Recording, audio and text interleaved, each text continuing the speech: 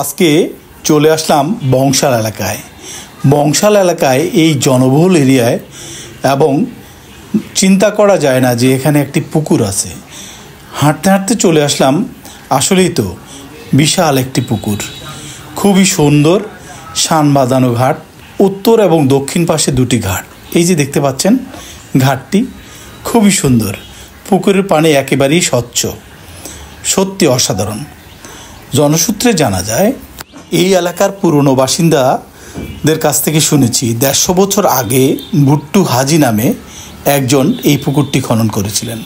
পরে তিনি এলাকার পঞ্চায়েতের কাছে মানুষের জন্য পুকুরটি দান করে যান। সেই থেকে পঞ্চায়েত কমিটি পুকুরটি পরিচালনা করে আসছে। আসসালামু আলাইকুম, দিস ইজ আল মাহমুদ। বন্ধুরা, আমরা আসছি বংশালের এই সুন্দর একটি পুকুর। এখানে যে অবস্থিত আমরা আসলে জানতাম না, আজকে ইশতিয়াক ভাই নিয়ে আসলো। তো ইশতিয়াক ভাইয়ের মাধ্যমে জানতে পারলাম এখানে খুব সুন্দর একটা পুকুর আছে। তো পুকুরটা আমরা ঘুরে দেখছি, ইনশাল্লাহ আপনারা আমার সাথে। দুস্থ অসহায় মানুষদের পাশে এই পুকুর, এরকম একটা নিউজ দেখেছিলাম বন্ধুরা বাংলা নিউজে। অসহায় দুস্থদের পাশে বুক চিতিয়ে দাঁড়িয়েছে ১৫০ বছরের পুরনো একটি পুকুর। রাজধানীর বংশাল হাজি আবদুল্লাহ লেনের বংশাল পঞ্চায়েত কমিটির পুকুরটির আয় ঘুরে দাঁড়াচ্ছে অসহায়ের জীবন।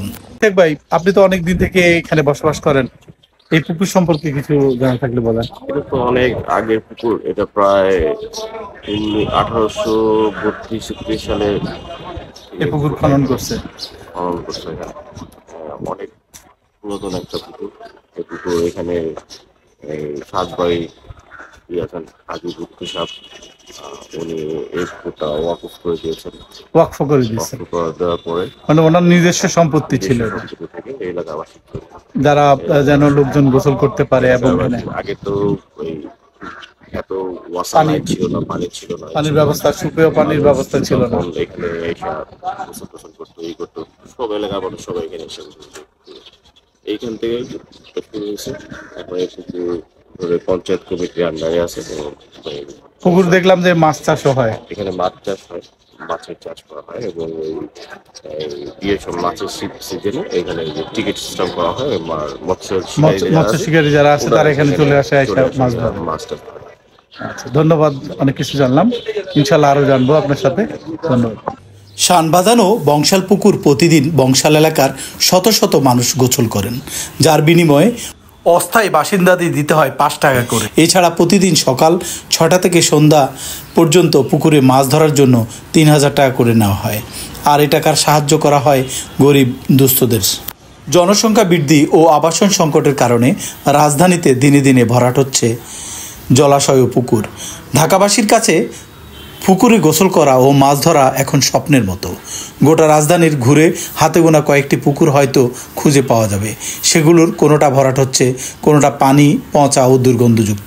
সেখানে পুকুরে গোসল করা ও মাছ ধরার এই আকাঙ্ক্ষা পূরণ করেছে বংশাল পঞ্চায়েত পুকুর। ১৫০ বছরের আগে খনন করা পুকুরটি পরিচালনা করছে বংশাল পঞ্চায়েত ও মসজিদ কমিটি।